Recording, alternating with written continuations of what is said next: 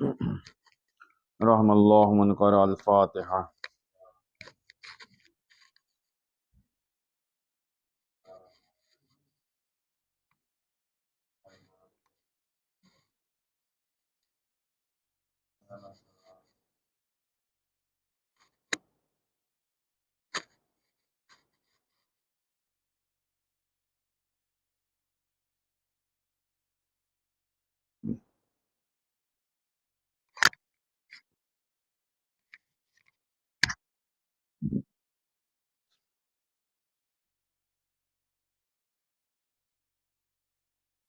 ما شاء الله لا قوة إلا بالله العلي العظيم. أعوذ بالله من الشيطان الرجيم.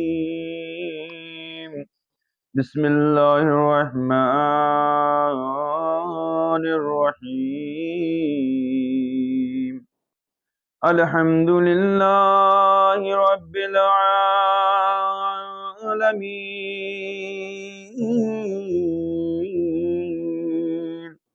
والجنة للموحدين، والنار للعاصين،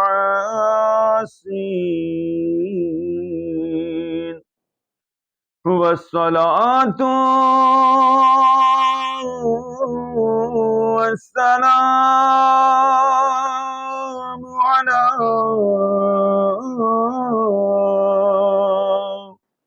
أشرف الأنبياء والمرسلين،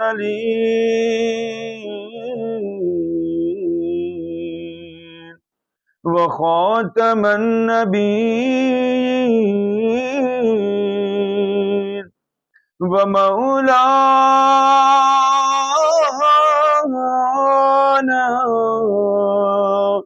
مولى الثقلين،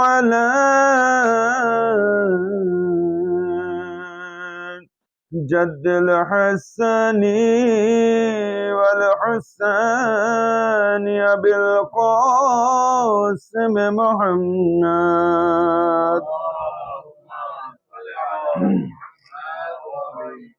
وآله الطيبين الطاهرين المعصومين المظلومين، ولعنة الله على أعدائهم أجمعين، من ليلنا هذا إلى يوم الدين. أما بعد، بسم الله الرحمن الرحيم. رب اشرح لي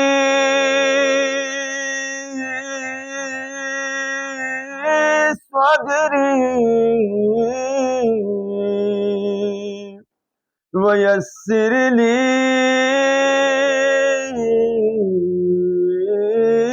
أمري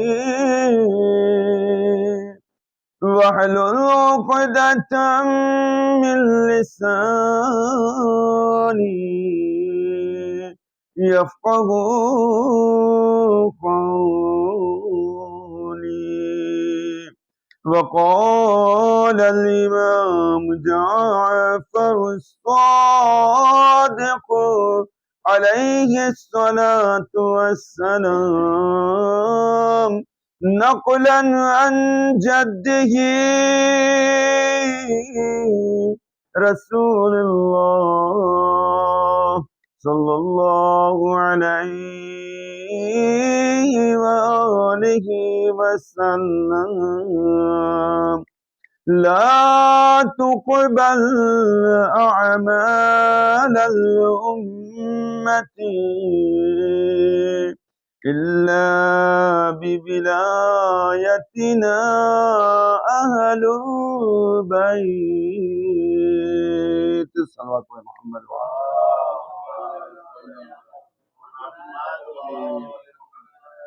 ایک اور صلوات پڑھیں مل جل کر محمد وآل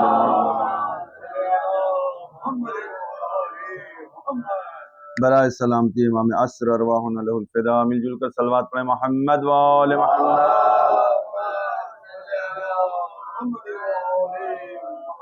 تمام مومنین و مومنات کی حفظ و سلامتی کے لیے، آفات و بلیات سے حفاظت کے لیے، بالخصوص جو بھی مریض ان کی شفا یابی کے لیے، بانی مجلس کی شفا یابی کے لیے، تمام مرحومین کی مغفرت کے لیے مل جل کر صلوات پڑھیں محمد وآل محمد۔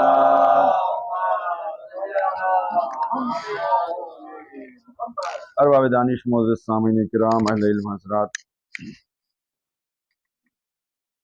حدیث مبارکہ کہ جس کا انتخاب میں نے کیا ہے، کہ جس میں صادق آل محمد حضرت امام جعفر صادق علیہ السلام نے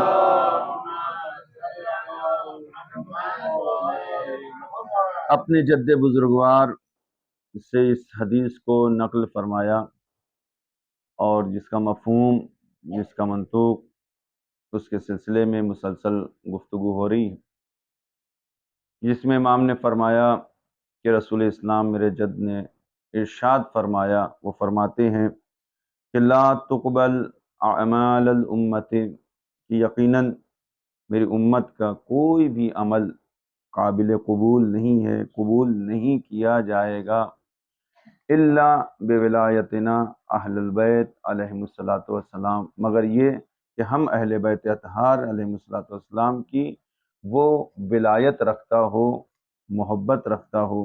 بغیر ولایت کے کوئی بھی انسان کا عمل قابل قبول نہیں ہے۔ ہر عمل کی اگر سند کو درست کرنا ہے اور اگر اسے معتبر کرنا ہے تو ضروری ہے کہ انسان ولایت اہل بیت اطہار کے ساتھ اس کو مستحکم کرے، وإلا زندگی بھر نماز پڑھتا رہے، نماز بے سود و بے فائدہ ہے، روزہ رکھتا رہے، روزہ بے سود و فائدہ ہے، حج پر جائے، حج اس کا بے سود و بے فائدہ ہے، کوئی عبادت اس کی قابل قبول نہیں ہے جب تک کہ اس کے دل میں صحیح معنوں میں اہل بیت سے ولایت و محبت نہ پائی جائے۔ اور یہ ولایت وہ قیمتی شے ہے، اس نعمت کا نام ہے کہ جس کا اقرار پروردگار عالم نے تمام انبیاء سے لیا، خداوند عالم نے تمام مخلوقات سے لیا، خداوند عالم نے یہاں تک کہ انسانوں، حیوانوں، چرند پرند، پھول پودے پتی، جتنی بھی چیزیں ہیں، خداوند عالم نے اس ولایت کا اقرار لیا ہے۔ اور صرف اقرار ہی نہیں لیا بلکہ اپنے آخری نبی کو اس ولایت کے اعلان کا حکم بھی دیا ہے۔ صلوات پڑھیں مل جل کر محمد وآل محمد۔ بلکہ خداوند عالم نے آرڈر کیا ہے، حکم دیا ہے۔ کبھی خداوند عالم نے رسول کی پوری زندگی میں کسی کام کا حکم نہیں دیا کہ اے رسول تم کو ہم نے رسول بنایا ہے، رسول کا عہدہ ہوتے ہوئے اس عہدے کو یاد دلاتے ہوئے خدا نے کہا کہ اس کام کو آپ کو پہنچانا ہے، اس کام کو آپ کو بتانا ہے، یہ کام آپ کے لیے لازم ہے، یہ کام آپ کے لیے ضروری ہے کہ لوگوں کو پہنچائیں، لوگوں کو بتائیں۔ لیکن صرف یہ ولایت اہل بیت اطہار علیہ الصلوۃ والسلام ہے جس کے لیے خداوند عالم نے پیغمبر کو ان کے عہدے سے خطاب کیا، یا ایھا الرسول، اے رسول، رسول کہہ کر خطاب کیا جا رہا ہے۔ بہت ہی اہم مرحلہ ہے، بہت ہی نازک مرحلہ ہے۔ شاید پروردگار عالم نے کو یہ بات ثابت کرنا ہے کہ اس ولایت کے اعلان سے بڑھ کر کوئی اور حکم اور مسئلہ نہیں ہو سکتا، لہٰذا آج رسالت بھی یاد دلانا ہے، آج نبوت بھی یاد دلانا ہے۔ اس عہدے کا استعمال کرتے ہوئے اے رسول آپ کو حکم دیا جاتا ہے کہ آپ اللہ کے رسول ہیں، اللہ کے نبی ہیں۔ یا ایھا الرسول بلغ، اے رسول پہنچا دیجئے اس پیغام کو کہ ما انزل الیک من ربک، جو آپ کے رب کی طرف سے آپ پر پہلے ہی نازل کیا جا چکا ہے۔ یعنی یہ پیغام وہ ہے کہ جو لوگ یہ کہتے ہیں غدیر میں نازل ہوا ہے، یہ پیغام پہنچانے کے لیے خدا نے غدیر خم میں نازل نہیں کیا ہے، بلکہ یہ وہ پیغام ہے کہ جو خداوند عالم نے رسول تک پہلے ہی پہنچا دیا تھا، پہلے ہی بتا دیا تھا۔ ما انزل الیک من ربک، آپ پر پہلے نازل کیا جا چکا ہے۔ اب یہ موقع اچھا ہے، 1.25 حاجیوں کا مجمع ہے، آپ کی زندگی کا آخری حج ہے، یہ آخری مرحلہ ہے، لہٰذا اب یہ پیغام اگر نہ پہنچایا تو کب پہنچایا جائے گا؟ لہٰذا تمام لوگوں کی موجودگی میں اس پیغام کو پہنچانا لازم و واجب و ضروری ہے۔ سب کو جمع کیا جائے، جو آگے جا چکے ہیں انہیں پیچھے بلایا جائے، جو لوگ ابھی رہ گئے ہیں ان کا انتظار کیا جائے، سب کو اکٹھا کر کے اس پیغام ولایت کو پہنچایا جائے، تاکہ اب کسی کے پاس یہ بہانہ نہ رہے کہ ہم نے سنا نہیں تھا، ہم آگے نکل گئے تھے، ہم پیچھے رہ گئے تھے۔ اے رسول، سب کو بلائیے، سب کو متوجہ کریے، اور اس دھوپ میں، اس کڑاکے کی دھوپ میں، اس شدید گرمی میں، تاکہ لوگ یہ شکایت نہ کریں کہ ہمارے حواس ٹھکانے نہیں تھے، ہم کو نیند آ گئی تھی، ہم کو اونگ آ گئی تھی۔ لہٰذا ایسے چٹیل میدان کا انتخاب کیا گیا اور فرمایا اے رسول، اس پیغام کو پہنچانا آپ پر لازم ہے، آپ پر ضروری ہے۔ پیغمبر اسلام کو حکم ملتے ہی پیغمبر نے سب کو جمع کیا، اور جمع کرنے کے بعد اس پیغام ولایت کو پہنچایا ہے، اور اسی پیغام ولایت کو پہنچانے میں ایک دم بالکل اسی طریقے سے جیسا خالق حقیقی چاہتا تھا، اسی طریقے سے پیغمبر نے اعلان کیا کہ دیکھو، جس طرح سے تم مجھے اپنا آقا تسلیم کرتے ہو، اپنا مولا تسلیم کرتے ہو، اسی طریقے سے آج تمہیں یہ تسلیم کرنا پڑے گا کہ جیسا میں مولا ہوں، جیسا میں آقا ہوں، اسی طرح سے یہ تمہارے علی بھی آقا ہے، علی بھی مولا ہے۔ صلوات پڑھیں محمد وآل۔ اب کسی کے لیے راہ مفر نہیں ہے، راہ فرار نہیں ہے کہ وہ فرار اختیار کرے۔ لوگ کہتے ہیں آقا دوست کے معنی میں ہے، اس کے معنی میں ہے، اس کے معنی میں۔ میں کہتا ہوں کہ ٹھیک ہے، جس معنی میں آپ کو لینا ہو لیجئے۔ آپ یہ پہلے بتائیے کہ آپ رسول کو کس عنوان سے تسلیم کرتے ہیں۔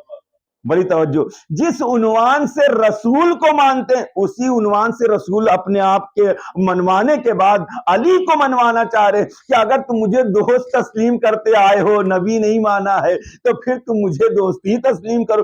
لیکن یہاں پر اگر تم رسول کو رسول مان رہے ہو تو اب رسول کے بعد اس کا نائب اور اس کا وصی اور خلیفہ وہی ہوگا جس کا انتخاب خدا نے کیا ہے، اس کے رسول نے اعلان کیا ہے۔ صلوات پڑھے محمد وآل محمد۔ ایک اور صلوات پڑھیں مل جل کر محمد وآل۔ جو لوگ تھوڑا سا آگے آ سکتے ہیں، اگر کچھ مشکل نہ ہو تو آگے آ جائیے، صلوات پڑھیں محمد وآل محمد پر۔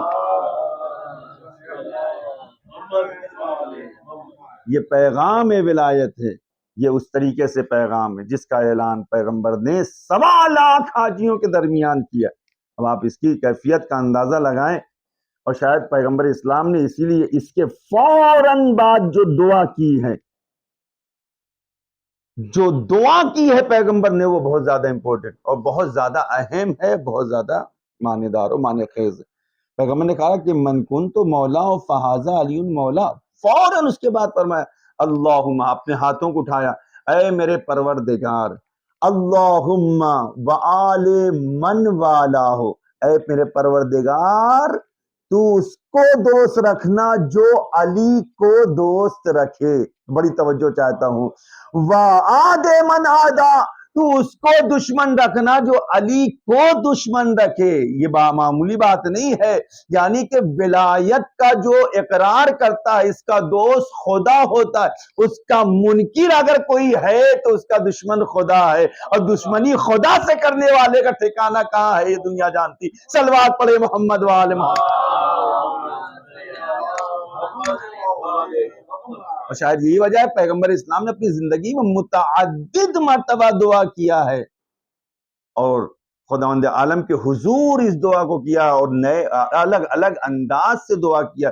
پروردگار، جیسے تو نے میرے بھائی موسیٰ کے لیے، بڑی توجہ، جس طرح سے ایک پیغمبر کی یہ بھی دعا ہے آخر عمر میں اور اس کے پہلے بھی جناب پیغمبر اسلام نے اس دعا کو فرمایا کہ اے میرے خدا، اے میرے پروردگار، جس طرح سے تو نے میرے بھائی موسیٰ کے لیے انہی کی آل میں سے، انہی کی فیملی میں سے، انہی کے خاندان میں سے ان کے وصی کا انتخاب کیا ہے، ان کے نائب کا انتخاب کیا ہے، ان کے خلیفہ اور جانشین کا انتخاب کیا، پروردگار اگر میں فخر موسیٰ ہوں تو میرے لیے بھی میرے ہی خاندان سے ایک جانشین کا انتخاب فرما، ایک خلیفہ کا انتخاب فرما، تاکہ دنیا بے رہبر نہ رہ سکے۔ صلوات پڑھے محمد وآلہ۔ یہ پیغمبر کی دعا ہے، جس طرح سے موسیٰ کے لیے تو نے انتخاب کیا اسی طریقے سے میرے لیے انتخاب کر۔ اور پیغمبر کی یہ دعا پروردگار عالم نے مقبول کیا اور خداوند عالم نے اس دعا کو مستجاب کیا ہے۔ اس لیے ولایت اہل بیت اطہار علیہ السلام جس زمانے میں بھی آپ رہیں اس زمانے میں لازم و ضروری ہے۔ بغیر ولایت کے انسان ایک قدم بھی آگے بڑھائے تو وہ کامیاب نہیں ہو سکتا ہے، وہ کامرانی۔ ولایت اگر دل میں ہے تو خدا کی نعمتیں اس کے ہمراہ ہیں۔ ہم صبح و شام جو پڑھتے ہیں، نمازوں میں پڑھتے ہیں کہ صراط الذین انعمت علیہم، امام سے پوچھا گیا پر اے مولا آپ یہ بیان فرمائیں کہ یہ نعمت کے بارے میں جو بار بار قرآن ذکر کر رہا ہے اور سورہ حمد میں بھی اس کا تذکرہ ہے، ہم پانچوں وقت نماز میں اس کی تکرار کرتے ہیں، پڑھتے ہیں کہ صراط الذین، اے میرے پروردگار وہ راستہ کہ جس پر تو نے اپنی نعمتوں کا نزول کیا ہے۔ اس نعمت سے مراد کیا ہے؟ بڑی توجہ چاہتا ہوں۔ امام نے فرمایا کہ صرف سورہ حمد ہی نہیں بلکہ قرآن مجید میں جہاں جہاں بھی خدا نے نعمت کا تذکرہ کیا ہے اس سے مراد ہماری ولایت و محبت ہے۔ یہی وہ راستہ ہے اہل بیت کا جس پر خدا نے ہماری ولایت کی نعمت کو نازل کیا ہے۔ صلوات پڑھے محمد وآلہ۔ یہ ولایت کی نعمت ہے جس کے لیے ہم فخر کرتے ہیں۔ اہدنا الصراط المستقیم، اے پروردگار ہمیں اس راستے پر ثابت قدم رکھ کہ جس پر تو نے اپنی ولایت کی نعمت کو نازل کیا ہے۔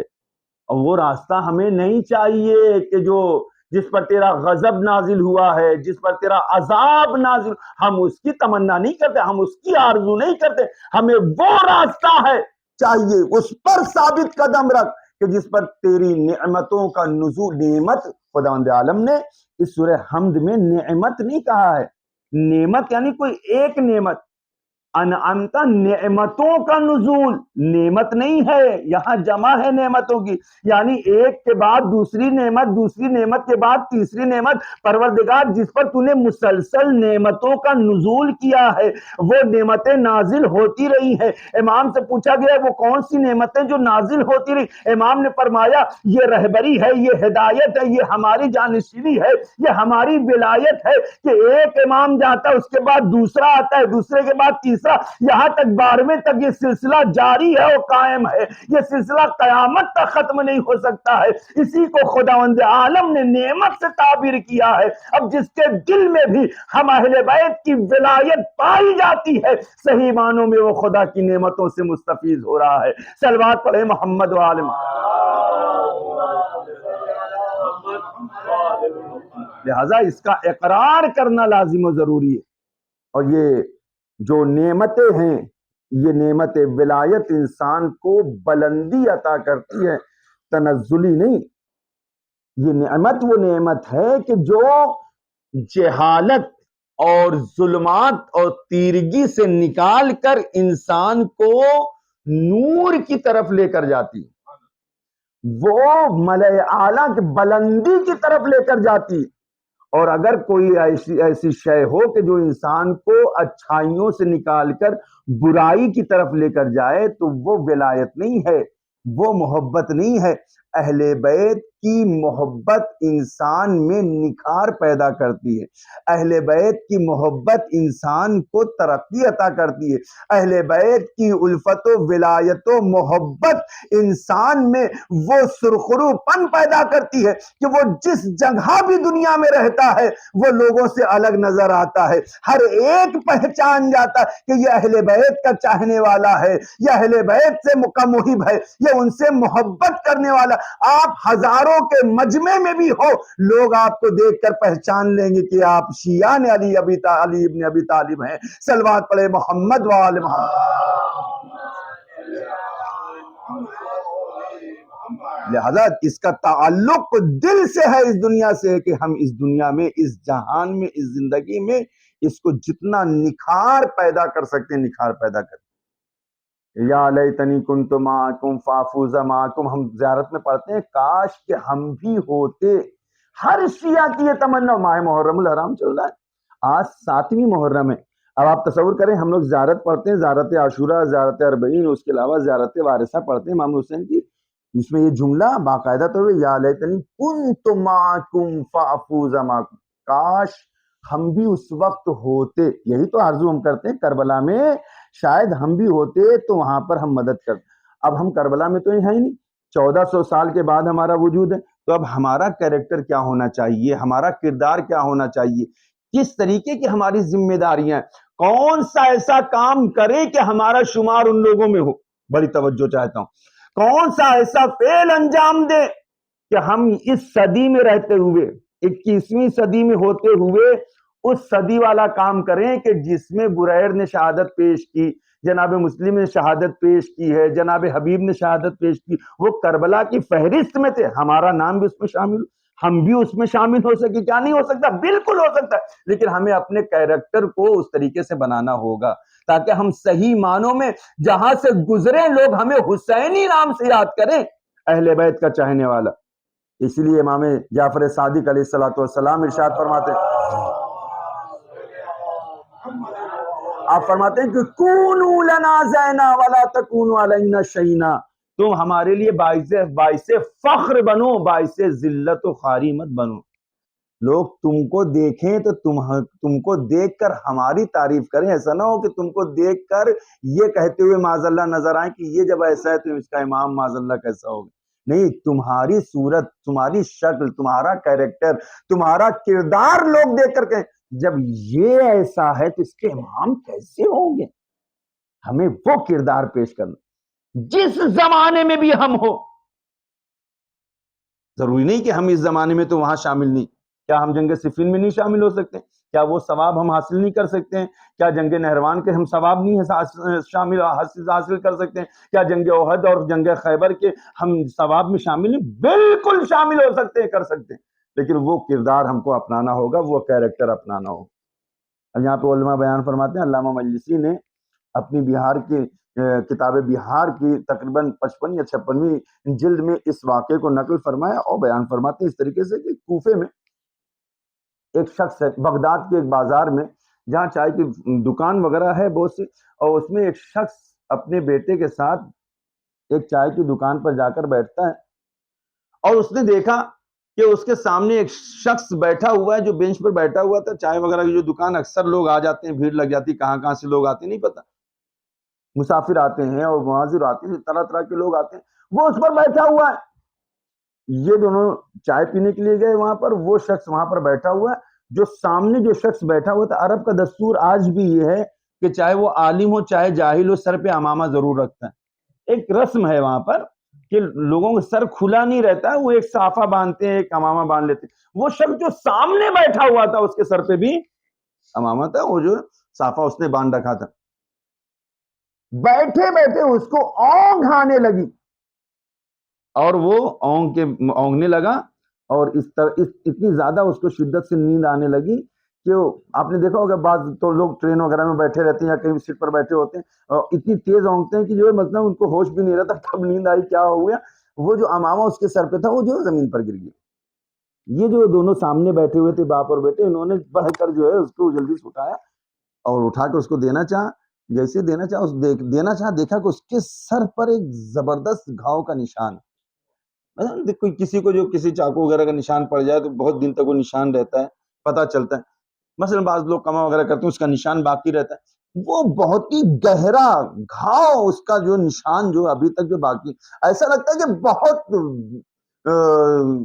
یعنی شدت سے اس کو جو کہیں سے اس کو چوٹ لگی ہے، وہ تلوار کا گھاؤ باقاعدہ سیدھا سیدھا دکھائی دے رہا۔ اب یہ دونوں اس کے پیچھے پڑ گئے باپ اور بیٹے، تاکہ یہ مجھے بتائیں کہ یہ نشان کیسا، یہ معمولی نشان نہیں لگ رہا ہے، پورے سر کی پھاک ہوئی ایسا لگ رہا ہے کہ یہ نشان کیسا ہے تمہارے سر پہ. اگر نہیں یہ تم کیا کرو گے جان کے، اور اس میں کیا فلسفہ اور یہ کیا. لیکن ولایت، میں نے کہا ولایت اہل بیت اطہار علیہ الصلوۃ والسلام کتنی لازم و ضروری ہے. ہم جس زمانے میں بھی ہو، اگر ہمارے دل میں صحیح معنوں میں یہ ولایت پائی جاتی ہے تو ہم ہر مشن میں اس میں شامل ہو سکتے. تاکہ یہ ہے کیا، بڑی توجہ چاہتا ہوں. کہ نہیں تمہارے بتانے کی چیز نہیں ہے، تم کیا سمجھ سکتے ہو، تمہیں میں کیا بتاؤں. کہ نہیں تمہیں جو بتانا پڑے گا.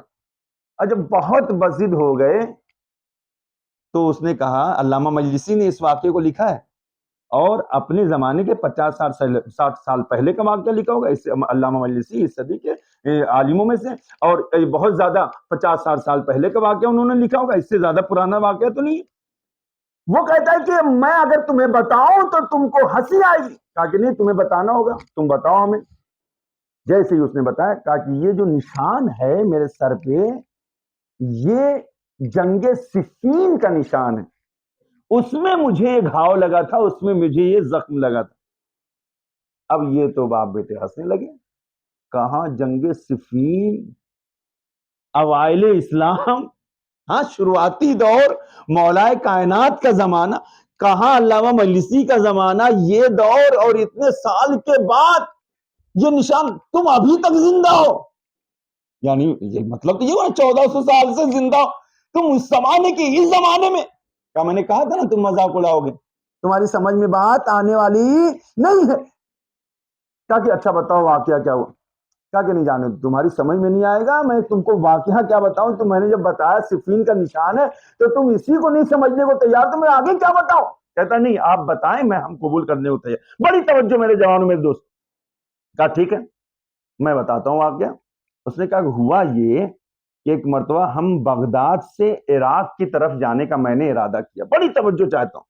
میں نے بغداد سے عراق جانے کا ارادہ کیا، اور ظاہر سی بات پہلے زمانے میں جو لوگ سفر کرتے تھے اکیلے سفر نہیں کرتے تھے، کوشش کرتے تھے کوئی نہ کوئی ان کے ساتھ ہو جائے. ظاہر سی بات ہے پرانے زمانے میں جو سفر ہوتا تھا، اس زمانے میں بھی جو سفر ہوتا تھا، تو اب ظاہر سی بات ہے کہ سفر میں بہت سی مشکلات ہوتی تھیں، پریشانیاں ہوا کرتی تھیں، چور اور یہ وہ ڈاکہ، ساری چیزیں. سوچتے کوئی نہ کوئی ایک ساتھی مل جائے تو جو ہم اچھا روایتوں میں بھی یہی ہے، حدیث میں بھی یہی ہے کہ کوئی ہم سفر ساتھ میں تلاش کر کے تب سفر کرو تو زیادہ اچھا ہے. مستحبات میں سے اکیلے سفر نہیں کرنا چاہیے، مستحب یہ کسی نہ کسی کو ہمراہ اپنے ساتھ ہے.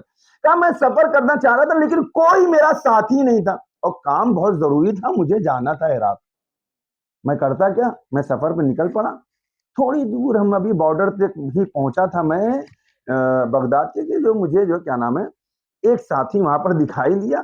اور وہ بھی جو میں نے اس سے پوچھا، اس نے کہا میں بھی عراق کی طرف جاؤں. کہا کہ اس سے اچھی کیا بات ہو سکتی ہے، آپ بھی عراق جا رہے ہیں میں بھی عراق جا رہا ہوں، چلو دونوں لوگ ساتھ ہو جاتے ہیں. بڑی توجہ ساتھ. اب ساتھ میں یہ سفر شروع ہو گیا. تھوڑی دور آگے چلنے، اچھا انسان جب ایک دوسرا جس کو پہچانتا نہیں ہے، ٹرین وغیرہ میں آپ نے سفر کیا ہوگا، بغل میں کوئی بیٹھا ہو تو یہ کھلبلی سی ہوتی ہے. انسان نام پوچھتا ہے، کہاں کے رہنے والے ہو، کیا مذہب ہے، کس چیز کے ماننے والے ہو، کیا ہے، یہ ساری چیزیں. اب یہ دونوں کے ایک دوسرے کے دل میں کھلبلی ہو رہی تھی. ایک دوسرے نے سوال کرنا شروع ہے تمہارا نام کیا. اب ظاہر سی بات ہے چاہے عرب میں مسلمان ہو، چاہے یہودی ہو، چاہے کوئی بھی ہو، اس کا نام عبداللہ تو ہے ہی ہے. عبداللہ عربی میں نام رکھتے تھے، کوئی ضروری تو نہیں کہ مسلمان ہی عبداللہ نام رکھے. ہاں کہا میرا نام عبداللہ ہے. بڑی توجہ. کہا کہ ہاں چلو کم از کم یہ مسلمان نظر آ رہا ہے. کہا کہ اچھا باقی تمہارا نام کیا. اس نے اپنا نام بتایا اور اس کے بعد یہ سفر جاری ہو گیا.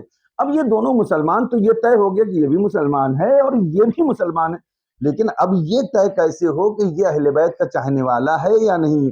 بڑی دیر سے بات چیت کرتے رہے، یہ کچھ کھریدتا رہا، یہ کچھ کھریدتا رہا، لیکن کوئی بات سمجھ میں نہ آئی.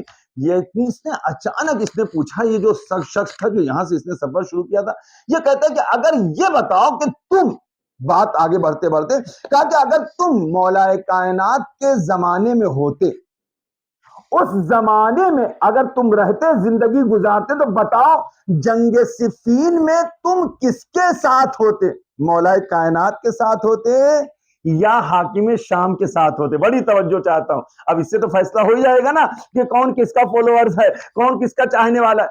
سامنے والا شخص کہتا ہے کہ اگر میں اس زمانے میں ہوتا تو میں بلا شبہ حاکم شام کے لشکر میں ہوتا، یہ کہتا کہ اچھا اس کا مطلب یہ ہے کہ یہ ایک ناصبی ہے، اہل بیت کا دشمن ہے، اہل بیت کا محب نہیں ہے۔ کہتا تمہارا کیا خیال ہے؟ کہا کہ میں اہل بیت کا چاہنے والا ہوں، اگر اس زمانے میں میں رہتا تو میں اس زمانے میں مولائے کائنات کے ہمراہ رہتا، ان کی مدد کرتا، ان کی ہیلپ کرتا، ان کے ناصروں میں رہتا۔ اب جب یہ بات طے ہو گئی کہ ایک علی کا چاہنے والا ہے اور ایک علی کا دشمن ہے، اس نے کہا کہ چلو جنگ صفین تو بعد کی بات ہے، بہت پہلے کی بات ہے، آج ہی جنگ صفین کیوں نہ ہو جائے، تم علی والے، میں تو علی کے مقابلے میں ہوں، جو جیت جائے گا وہ کامیاب ہوگا۔ کہا کہ اس سے اچھی کیا بات ہے؟ اس نے اپنا خنجر نکالا، سامنے والے ناصبی نے بھی اپنی تلوار کو نکالا۔ بڑی توجہ چاہتا ہوں، اب جنگ صفین نہیں ہے لیکن جنگ صفین کا ماحول بن گیا ہے، پلیٹ فارم بن چکا ہے۔ صلوات پڑھے محمد والے محمد۔ کہا کہ آج جنگ ہو جائے، فیصلہ ہو جائے یہیں پہ کہ کون حق پر تھا، آج یہیں پہ فیصلہ ہو جائے گا، جو جیتے گا وہ حق پر ہوگا، ہاں وہ حق پر ہوگا۔ ایک مرتبہ جنگ شروع ہوئی، یہ کہتا میرے پاس چھوٹا سا ایک خنجر تھا، میرے پاس کوئی تلوار تو تھی نہیں، وہ جو ناسبی تھا اس کے پاس اچھی خاصی ایک تلوار تھی، اس نے تلوار نکالا اور اس نے حملہ کرنا شروع کیا۔ میں اس کے حملے کو روکتا رہا، لیکن اچانک اس نے میرے سر پہ ایک گہرا وار کیا، کاری وار کیا، اتنی شدید ضرب تھی اس کی کہ میرا سر جو ہے 2 حصوں میں تقسیم ہوا، میں تڑپ کر زمین پر گر گیا۔ اللہ تڑپ کر زمین پر گر گیا۔ اب مجھے کوئی ہوش نہیں کہ اس کے بعد کیا ہوا، لیکن اچانک کچھ دیر کے بعد کہتا کہ میری آنکھ کھلی، بڑی توجہ چاہتا ہوں، میری آنکھ کھلی تو میں نے دیکھا میرے سر کو کسی نے اپنے زانو پہ رکھ رکھا ہے۔ اللہ اکبر، اللہ اکبر، کسی نے اپنے میرے سر کو زانو پہ رکھ رکھا ہے اور میرے بدن پر اپنے ہاتھ کو پھیرتا جا رہا ہے، جہاں جہاں بدن پر زخم تھا وہ سارا زخم صحیح ہوتے جا رہا ہے، میرے بدن کا درد ختم ہو رہا ہے، زخم ختم ہو رہا ہے۔ اچانک اس شخص نے جس نے اپنے زانو پہ میرے سر کو رکھ رکھا تھا، اس نے میرے سر پہ بھی ہاتھ پھیرا، سارا زخم صحیح ہو گیا، انگلی کے نشان سے ایک نشان بنایا اور وہ نشان باقی رہ گیا، ایسا لگتا ہے کسی تلوار کا گھاؤ ابھی باقی ہے۔ اور اس کے ساتھ ساتھ اس شخص نے کہا کہ اب اس کے بعد جب بھی تم سے کوئی پوچھے کہ یہ زخم کہاں لگا تھا تو یہ مت کہنا کہ اس زمانے میں لگا تھا، کہنا کہ جنگ صفین میں علی کی مدد کرنے گیا تھا، اس وجہ سے لگا۔ صلوات پڑھے محمد والے محمد۔ کہا آپ کون؟ کہا کہ وہی علی جس کی حمایت میں تم نے جنگ کی ہے اس ناسبی سے۔ میں نے میرے ذہن میں آیا کہ میں دیکھوں اس کا کیا حال ہے، وہ کہاں گیا، میں نے دیکھا کہ زمین پر پڑا ہوا ہے، میں نے کہا مولا وہ کیا ہوا؟ کہا کہ جب تو نے اپنے خنجر کو چلایا، اس نے تلوار کو تیرے سر پہ چلانا چاہا، میں فوراً ہی تیری مدد کے لیے آیا، اس کو فنار کیا، تیرے سر کو اپنے زانو پہ رکھ کے تجھے شفا دی ہے۔ صلوات پڑھے محمد والے محمد۔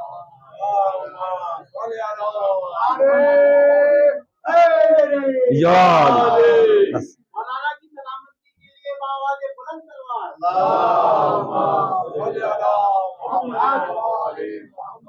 دیکھیں یہ والا جو نعرہ ہے نا، بہت ریکویسٹ آپ سے معذرت، یہ مولانا صاحب زبان کہا کریں، مولا امام زمان کی سلامتی کے لیے صلوات پڑھیں محمد والے محمد۔ یا ہم سب لوگ انہی کے نوکر ہیں، ان کی سلامتی ہمارے لیے سب سے بڑھ کر ہے۔ ایک اور مل جل کر صلوات پڑھیں محمد والے محمد۔ جس زمانے میں بھی ہم رہیں، اگر ہمارا عقیدہ سالم ہے تو ہمارا شمار ان لوگوں کے ساتھ ہو سکتا ہے۔ اور یقیناً اس زمانے کے لوگوں کی اہمیت کل انشاءاللہ میں اس کو اور آگے بڑھاؤں گا، بتاؤں گا کہ اس زمانے میں رہنے والے علی ابن ابی طالب کے چاہنے والے، مولا کے چاہنے والے کس بلندی پر ہیں۔ بعض اوقات رسول اسلام کی حدیثیں ہیں کہ اس زمانے کے مومنین جو ہیں ان کا مقام و مرتبہ بنی اسرائیل کے علماء سے بہتر ہے۔ آپ ذرا تصور کریں، کہاں علماء بنی اسرائیل، کہاں اس زمانے کے مومنین، آخر کیوں؟ انشاءاللہ کل میں اس کو بیان کروں۔ لیکن ہاں، نیت اگر صاف ہے، ایمان اگر صحیح ہے، عقیدہ اگر کامل ہے تو یہ سب کچھ ہو سکتا ہے۔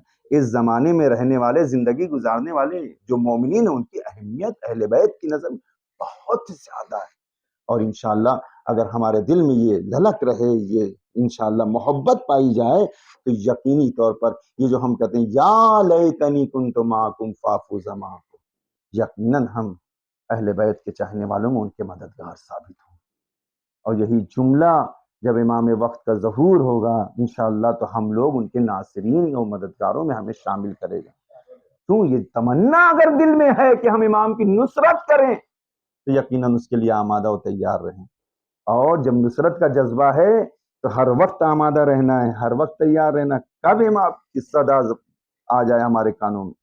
لہٰذا اپنے کردار کو اس طریقے سے سجا کے رکھنا ہے، بنا کے رکھنا ہے کہ جب امام کو ظہور آئے تو ہمارے کانوں تک وہ آواز پہلے پہنچے اور ہم اس کو سمجھ سکیں کہ امام کی آواز ہے، اور پھر تیسرے مرحلے میں ہم دوڑتے ہوئے جائیں اپنے گھر بار کو، اپنی ولا کو، اپنی بلڈنگ کو، اپنے ایریے کو، اپنے مکان کو، اپنی دولت کو، اپنے بینک بیلنس کو، یہ سب چھوڑ کر اگر جانے کی ہمارے اندر یہ جرت پائی جاتی ہے تب ہم امام کے سچے صحابی ہیں، کیونکہ کربلا میں جو آئے تھے وہ سب کچھ چھوڑ کر آئے تھے۔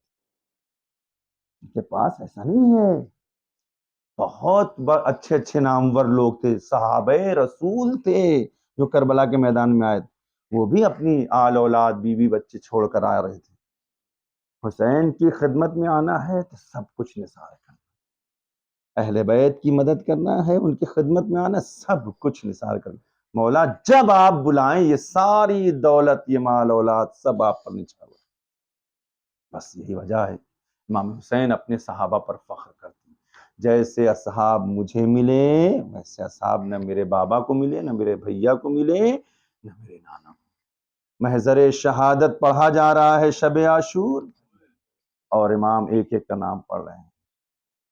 اے حبیب، کل شہید ہونے والوں میں تمہارا بھی نام ہے، اے سعید تمہارا بھی نام ہے، اے بریر تمہارا بھی نام ہے۔ جب انصار کی باری ختم ہوئی، ایک ایک نام کو پڑھتے حسین علی اکبر تم بھی شہید ہو جاؤ، تم بھی شہید ہو جاؤ گے۔ ایک مرتبہ ایک ننھا سا بچہ اٹھ کر آواز دیتا ہے، آقا میرے چچا، میرا نام نہیں ہے۔ حسین نے محضر شہادت کو پڑھا اور پڑھنے کے بعد کہا، بیٹا قاسم تو بھی شہید ہوگا، اور یاد رکھ تیرا بھیا علی اصغر بھی شہید ہوگا۔ اللہ اکبر، اللہ اکبر۔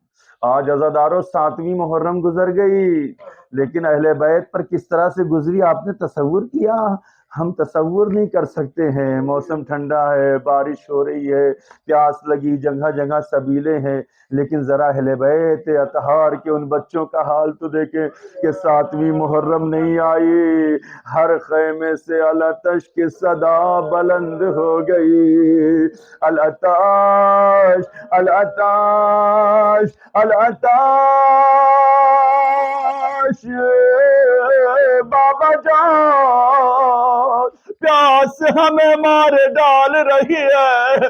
آزادارو، میری تحقیق کے مطابق آزادارو، جو یہ کہا جاتا ہے نا کہ 7ویں محرم سے خیام حسینی پر پانی بند کیا گیا، نہیں آزادارو، 7 محرم سے پانی نہیں بند ہوا تھا، بلکہ پانی کب سے بند ہوا آزادارو؟ پانی تو دوسری محرم سے ہی بند کر دیا گیا تھا نا، جب خیام کو فرات کے کنارے سے ہٹانے کا حکم دیا گیا۔ ابن سعد نے فرات پر پہرا لگا دیا تھا، اب وہاں سے کوئی پانی بھر نہیں سکتا تھا، کوئی پانی لے نہیں سکتا تھا۔ پھر ہوا کیا آزادارو؟ 7ویں محرم آتے آتے حسین کے خیمے میں اب پانی جو بھی تھا وہ ختم ہو چکا تھا۔ یہی وجہ ہے بچوں کی الاتش کی آواز 7ویں محرم سے بلند ہونے لگی تھی، الاتش الاتش، ہم پیاسے ہیں، ہم پیاسے ہیں۔ آزادارو، بچے تڑپ رہے ہیں، ہاں کوئی پانی پلانے والا نہیں ہے۔ آزادارو، جب 10ویں محرم آئی ہے، ایک شہید کا تذکرہ کروں آزادارو، بہت کم تذکرہ ہوتا ہے۔ خدا آپ کی آوازوں پہ رحمتوں کا نزول کرے، خدایا ہمارے ان آنسوؤں کو رومال زہرا میں جگہ عطا فرما۔ اے آزادارو، کہتے ہیں روایت میں ہے ایک امام کا صحابی جو قاری قرآن ہے، کوفے میں لوگوں کو قرآن کا درس دیا کرتا تھا.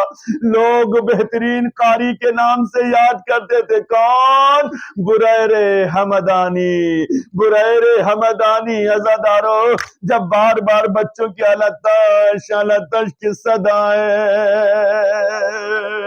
بریر کے کانوں میں پہنچنے لگی. ایک مرتبہ بریر نے اپنے کچھ ساتھیوں کو جمع کیا. واہ ہو ہم پر، ہمارے زندہ رہنے پر تف ہے. کیا ہوا بریر؟ ارے حسین کے بچے پیاسے، التش کی صدائیں بلند کر رہے ہیں، ہمارے رہنے سے فائدہ کیا ہے؟ ہاں عزادارو بریر کہتے ہیں ساتھی کہتے ہیں بریر ہمیں کیا کرنا چاہیے؟ بریر کہتے ہیں آؤ چلو پانی لے کر آتے ہیں، بچوں کے لیے پانی کی سبیل کرتے ہیں. روایت کے جملے ہیں، مقتل کہتا ہے بریر فرات کی طرف پہنچے، کسی طرح سے پشک کو پانی سے پر کیا. ادھر فوج اشکیا میں سے ایک شخص پوچھتا ہے کون؟ بریر کہتے ہیں میں بریر حمدانی ہوں. ایک مرتبہ کہتا ہے ہم پانی سب کو دے سکتے ہیں، جانوروں کو پلا سکتے ہیں، لیکن حسین کے بچوں پہ پانی حرام ہے. بریر کھڑے ہو جاتے، کہتے شرم نہیں آتی جس کے ماں کے مہر میں یہ پانی ہو اس کے ہی بچے پیاسے رہے، تجھے شرم نہیں آتی؟ آج بریر پانی لے کر جائے گا، بچوں کو سیراب کرے گا. ادھر سے ظالم نے ایک ایک کو خبر کرنا شروع کیا. اے عزادارو ایک مرتبہ چاروں طرف سے محاصرہ. جزاکم ربکم خیر الجزا. ادھر بریر مشق لے کر آگے بڑھے، ادھر سے ظالموں کا حملہ شروع ہوا. اے عزادارو بریر کے ہاتھ قلم ہوئے، مشکیزہ زمین پر گرا. آواز دی میرے آقا حسین. ارے بریر نے کوشش ضرور کی لیکن بچوں کو سیراب نہ کر سکا. جزاکم ربکم خیر الجزا. اے عزادارو بچے التش کرتے رہے، ایک ایک کی شہادت ہوتی رہی. ہائے بریر شہید ہو گئے، حبیب شہید ہو گئے، جان شہید ہو گئے، صحیح سعید شہید ہو گئے، مسلم شہید ہو گئے. جب کوئی باقی نہ رہا خیمے میں بچوں کے رونے کی صدا ہے. اے عزادارو بھائیوں سے برداشت نہیں ہوتا کہ بہن اگر سامنے کوئی چیز مانگے اس کو پورا نہ کر سکے. نہیں پتا علی اکبر کو کیسے برداشت کیا ہوگا، قاسم نے کیسے برداشت کیا ہوگا. ہاں عزادارو شاید یہی وجہ ہے قاسم بار بار اپنے چچا کے پاس آتے تھے، چچا اب تو مرنے کی اجازت دے دو، بھیا علی اکبر شہید ہو گیا. ہاں جزاکم ربکم خیر الجزا. بس ایک جملہ عزادارو آپ کی زحمت کو تمام کیا. اے عزادارو جب بہت دیر ہو گئی نا قاسم حسین کے پاس آتے ہیں، عرض کرتے ہیں چچا جان اب تو مرنے کی اجازت دو. ہاں عزادارو حسین پوچھتے اچھا میرے لال تو بہت سنو سال میں چھوٹا ہے، تو میرے بھیا کی نشانی ہے، ذرا مجھے یہ تو بتا موت تیرے نزدیک کیسی ہے. لو عزادارو جس کا ذائقہ دنیا میں کوئی نہ بتا سکا نا، حسن کا لاڈلا قاسم آج چچا سے بیان کر رہا. اے بابا موت میرے نزدیک شہد سے بھی زیادہ شیریں ہے، لیکن اس کے باوجود بھی قاسم کو اجازت نہ ملی. ایک مرتبہ ماں کہتی ہے بیٹے ابھی تک تو زندہ ہے، سب شہید ہو گئے. قاسم کہتے اماں میں کیا کروں، بار بار چچا سے مانگتا ہوں اجازت، چچا اجازت نہیں دیتے. جزاکم ربکم خیر الجزا. اے عزادارو جانتے ہو ایک مرتبہ قاسم کو اپنے بابا کی وہ تعویذ یاد آئی. قاسم نے تعویذ کو باپ نے چچا کے سامنے پیش کیا. نہیں پتا حسین نے کس دل سے اجازت دی ہے، لیکن ہاں عزادارو اتنا ہے جب قاسم تیار ہو کے خیمے سے نکلے نا، ایک راوی کہتا ہے ایسا لگ رہا ہوتا جیسے کوئی خیمے سے دولہا نکل رہا ہو۔ جانتے ہیں زدارو وجہ کیا ہے؟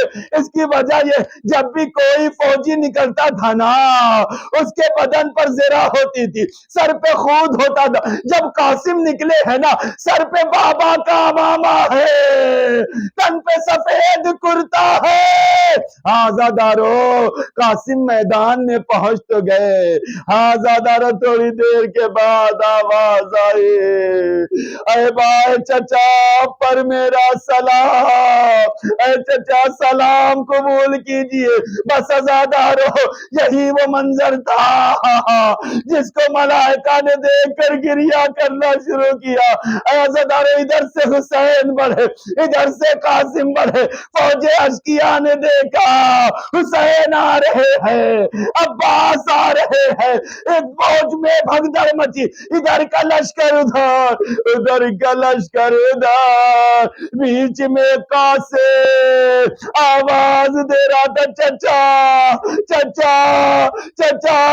اے عزادارو جب حسین قاسم کے پاس پہنچے ہیں، اب قاسم نہ رہا، قاسم کا بدن ٹکڑوں میں تقسیم ہو گیا، حسین نے ابا کا دامن بچھایا، قاسم کے بدن کو ٹکڑوں کو جمع کیا۔